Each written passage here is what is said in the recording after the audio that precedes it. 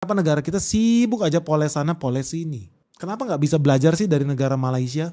Yang terima aja apa adanya, perbaikin. Akibatnya apa? Yang miskin di Malaysia cuma 1,3%. Kenapa? Ya udah jelas. Kalau orang Malaysia pindah ke Indonesia bukan tambah kaya, tambah miskin. Assalamualaikum Bos Q. Lagi-lagi Om Benix ngomongin tentang Malaysia. Membandingkan dengan Malaysia, memuji Malaysia. Gue takutnya paman tua dan mangkuk ayun akan menghina dia, kecam dia, dan menghujat dia.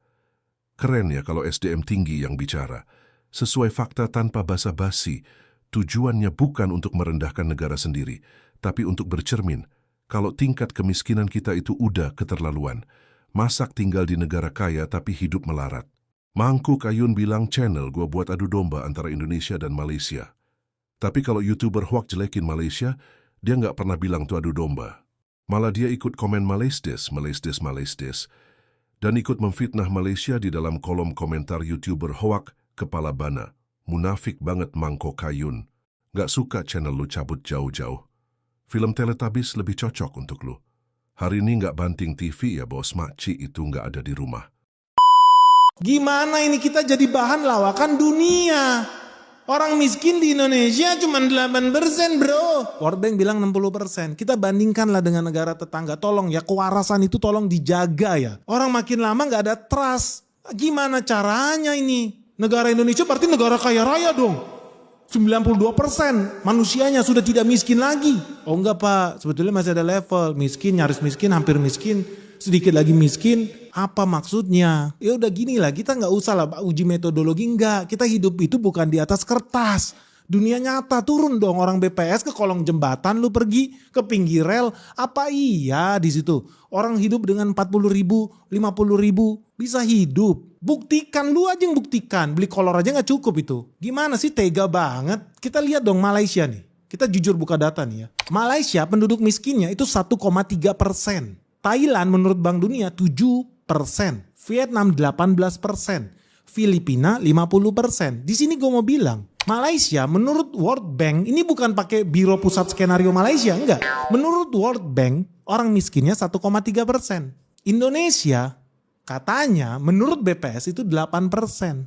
Filipina menurut World Bank 50%. Kalau yang miskin di Indonesia cuma 8%, sementara yang di Filipina yang miskin 50%, logikanya berarti hari ini warga Filipina berbondong-bondong pindah tinggal di Indonesia. Iya dong, yang miskin di sini cuma 8%. Iya dong, versi BPS. Yang di Filipina 50%, versi World Bank. Logikanya kalau lu punya otak, harusnya warga Filipina pindah dong ke Indonesia. Faktanya kan enggak. Yang ada apa? Yang ada warga Indonesia justru berbondong-bondong pengen kerja di Vietnam. Yang miskinnya 18,2%. Lebih tinggi dari BPS. BPS punya 8%. Faktanya orang Indonesia pengen banget bisa kerja di Vietnam. Orang Indonesia pengen banget bisa kerja di Thailand. Orang Indonesia berbondong-bondong pengen kerja di Malaysia. Karena Malaysia menurut World Bank cuma 1,3%. Kita ngomong dunia nyata. Tidak ada orang Malaysia yang bercita-cita, oh saya begitu lulus saya pengennya kerja di Indonesia. Nggak ada, gue pernah lihat itu. Berarti kan data lu Yang ada orang Indonesia yang katanya miskinnya cuma 8% itu pengennya pindah kerja ke Malaysia. Kan itu faktanya. Kenapa? Ya udah jelas. Kalau orang Malaysia pindah ke Indonesia bukan tambah kaya, tambah miskin. Aduh, ya karena menurut World Bank 60% orang di sini miskin. Alangkah tololnya lah orang Malaysia itu buat pindah dari Malaysia ke Indonesia. Karena percaya data BPS. Alangkah tololnya lah orang Vietnam. Wah, Vietnam menurut World Bank 18% yang miskin. Di Indonesia menurut BPS 8%. Logikanya hari ini nih udah banjir orang Vietnam nih di Indonesia. Tapi kan enggak. Ya kenapa? Karena Vietnam itu tahu dia 18% yang miskin. Indonesia ternyata 60% yang miskin. Kan gak segoblok itu orang Vietnam pindah ke Indonesia. Enggak. Dia pun gak percaya.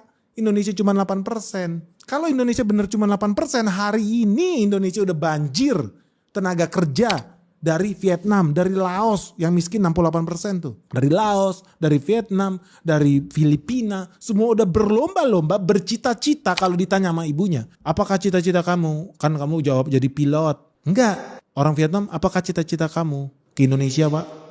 Orang Laos ditanya, apakah cita-cita kamu kerja di Indonesia pak? Kenapa? Ya soalnya kemiskinan di Indonesia cuma 8%, di Laos kan 65%. Faktanya enggak. Nggak begitu, faktanya orang Indonesia cita-citanya kerja. Ke luar negeri ya udah jelas ya, karena kemungkinan dia jadi miskin di luar negeri ya jauh lebih kecil. Bahkan nyaris nggak ada dibanding dia tinggal di Indonesia. Ini kan fakta ya. Kok ngelawak ini Badan Pusat Skenario? Ini skenario apa yang mau dibikin? Maksud gua ngeluarin angka-angka begini tujuannya apakah mempermalukan Presiden Prabowo? Coba jujur deh, tujuannya apa ya? Padahal Presiden Prabowo udah bilang, jangan kau puas dengan angka statistik. Karena bisa jadi itu tidak menunjukkan kondisi yang real di dunia nyata. Berarti sebuah penghinaan nih bagi orang-orang miskin di Indonesia. Kenapa menurut gue ini penghinaan? Kalau kita berusaha ngecil-ngecilin, artinya kan masyarakat kita artinya ya dipaksa untuk hidup dengan keterbatasan itu kan nggak etis ya guys. Sementara pejabat kita berfoya-foya di sana. Jangankan garis kemiskinan, garis nyaris miskin, hampir miskin, dikit lagi miskin pun mereka nggak bakal pernah lihat itu. Ini kan tragis. Apa agendanya? Kenapa kita disodorin angka yang miskin di Indonesia cuma 8%? Karena ini dampaknya buruk loh. Ini bisa membuat bangsa Indonesia terlena. Seolah-olah kita semua ini sudah berhasil. Seolah-olah kita sudah berhasil mengurangi tingkat kemiskinan. Padahal masih ada begitu banyak ketidakadilan. 8% masa sih? Enggak. Idih. Atau orang gara-gara dia berhasil dapat penghasilan 50.000 sehari. Sebulan berarti 1,5 juta. Apakah dia tidak miskin? Coba lu hidup dengan gaji 1,5 juta sebulan. Bisa lu. Gak usah di Jakarta. Coba lu tinggal di Bangka. Gaji 1,5 juta sebulan. Bisa lu hidup. Gua rasa gak elok lah kalau lu bilang itu gak miskin. Karena akibatnya apa? Kalau lu makin menunjukkan angka-angka seolah-olah itu kecil. Ujung-ujungnya apa? Makin banyak lagi nih orang-orang yang sebetulnya harusnya berhak dapat bantuan dari negara. Berhak dapat subsidi dari negara. Tapi menjadi tidak berhak dapat subsidi dari negara karena penghasilan dia Rp21.000 per hari. Atau rumah tangga dia penghasilannya sedikit di atas 2,8 juta per bulan. Menurut gue ini bahaya. Akibatnya apa? Orang jadi marah-marahin tuh kayak Gubernur Jawa Barat KDM. Dia punya program vasektomi. Orang disuruh steril, laki-laki disuruh steril. Supaya gak nambah anak tapi kerjaan gak punya. Keluarga bukan tambah sukses tapi tambah miskin. Kan katanya 10. Iya, yang masih pada kecil. Masih ada yang kecil? Ada. Umur berapa? Yang paling kecil itu usia 2 tahun, Desember. Ya Allah. Nah, ibunya lagi ngandung lagi anak ke-11.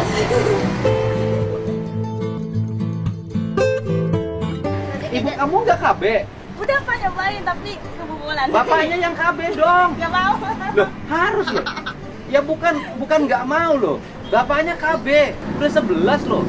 Sekarang lagi ngandung. Iya Pak, 1 bulan. Berapa? 1 bulan. 1 bulan. Iya, usia kandung. Ketemu sama dia kan, dikira oleh saya 3 anaknya 11 katanya. Mau 11. Mau 11? Sedang 2 bulan jalan. Nggak KB. Kita pernah coba Pak, takdir Allah Pak. Karena hidupnya udah habis aja buat ngurusin anak-anaknya. Bukan memberikan pendidikan yang berkualitas, makanan bergizi yang berkualitas buat anaknya. Kalau cuma punya 1 atau 2 dia sanggup. Tapi kalau buat 7 apa yang terjadi? Stunting berjemaah terjadi di kampung itu. Tapi yang gue lihat hari-hari ini orang malah justru sibuk menghancurkan KDM. Kang Deddy Mulyadi diserang dengan semua agenda. Karena apa? Negara Indonesia sudah tidak miskin bro. Enggak, realitanya sangat banyak yang miskin. 170 juta miskin menurut Bank Dunia. Masa kita mau pakai standar yang sedemikian rendah? Malu dong kita sama Malaysia. Malaysia aja pakai standarnya standar Bank Dunia, bukan standar cap kaki 5 dari kampung sebelah. Kagak, pakai standar Bank Dunia dong, berkeren dikit dong. Ya kalau standar dunia bilang 170 juta miskin, ya ngapain malu, ngapain ditutup-tutupin. Kok jadi munafik lu? Ya justru itu dipakai supaya lu makin semangat bangun negara ini, berantas korupsi, bikin manajemen pemerintahan yang baik. Ya dong. Kalau sibuknya cuma nutup-nutupin, apa yang terjadi? Kemunafikan di mana-mana, korupsi merajalela. Orang jadi nggak punya hati karena nggak mikir. Oh kalau korupsi nanti 170 juta yang menderita. Enggak. Orang cuma 8%. Jadi di mana hati nuraninya kalau begini? Gua sedih. Cobalah sarjana teknik kimia lu bertanggung jawab dikit lah. Kenapa yang lu pakai data 8%? Kenapa nggak punya kelas sih, nggak punya harga diri sih? Seperti Malaysia aja, akuin Malaysia berhasil sekarang. Karena dia nggak munafik. Cuma 1,3% yang miskin di Malaysia. Menurut Bank Dunia 60% yang miskin di Indonesia.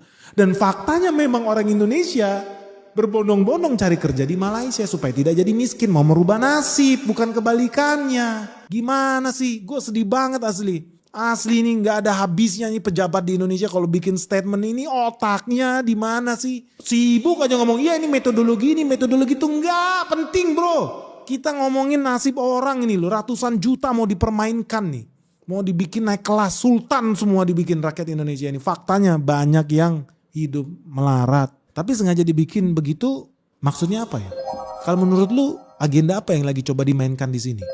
Dan menurut lu, ini salah satu contoh yang merugikan negara kita gak sih? Kalau kita sibuk menggunakan standar yang rendah. Kenapa sih kita gak mau pakai standar internasional? Malah kalau gue bilang kalau standar Bank Dunia 2,8 juta miskin, kenapa gak kita bikin 5 juta miskin? Ya sekalian dong. Berartinya masih banyak PR nih yang harus kita kerjakan nih. Ayo dong, kompak dong. Kerja lebih keras dong. Bangun bangsa ini dong. Malu pun pakai standar Bank Dunia 2,8 juta kalau gue. Langsung aja bilang 5 juta. Negara kita harusnya minimal penghasilannya di atas 5 juta. Gitu dong. Penghasilan per kapita ya. Langsung dong begitu.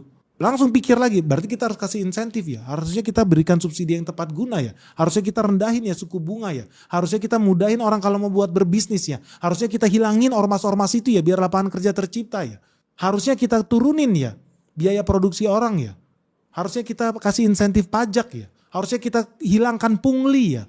Harusnya pejabat gak usah sibuk-sibuk minta izin sana izin sini. Ya kan gitu dong harusnya mindsetnya. Supaya apa?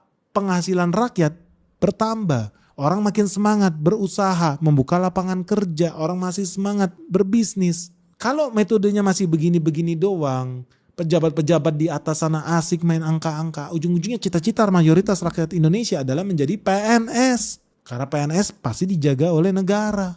Layak hidup, gak mungkin lu di bawah garis kemiskinan. Kan jadi aneh. Padahal negara kita ini harusnya mengandalkan swasta, mengandalkan individu yang di-upgrade supaya bisa bersaing. Bukan cuma di kelas kampung tapi kelas dunia dong. Sepakat gak sih guys? Gue penasaran sih. Kalau lu gimana sih? Lu lebih setuju Indonesia? Kita gak ngomong metodologi sekali lagi ya. Gue yakin di BPS banyak orang pintar lah. Buat membenarkan apapun yang terjadi di sana. Banyak. Tapi pertanyaannya. Lu lebih setuju gak? Lu pakai hati deh. Lu lebih setuju Indonesia ini pakai standar BPS atau pakai standar Bank Dunia ya? Untuk menghitung garis kemiskinan kita. Dan kenapa ya Indonesia masih ngotot banget pakai standar yang rendah. Tuliskan dong alasanmu apa di bawah ini ya. Dan sharing ya sama kita semua supaya semakin jelas kenapa negara kita sibuk aja poles sana poles sini. Kenapa gak bisa belajar sih dari negara Malaysia yang terima aja apa adanya, perbaikin. Akibatnya apa? Yang miskin di Malaysia cuma 1,3%. Jadi guys, kalau lu sendiri gimana? Lu lebih percaya datanya Bank Dunia atau datanya BPS nih? Menurut Bank Dunia yang miskin di Indonesia 60%. Menurut BPS cuma 8%. Good news Indonesia.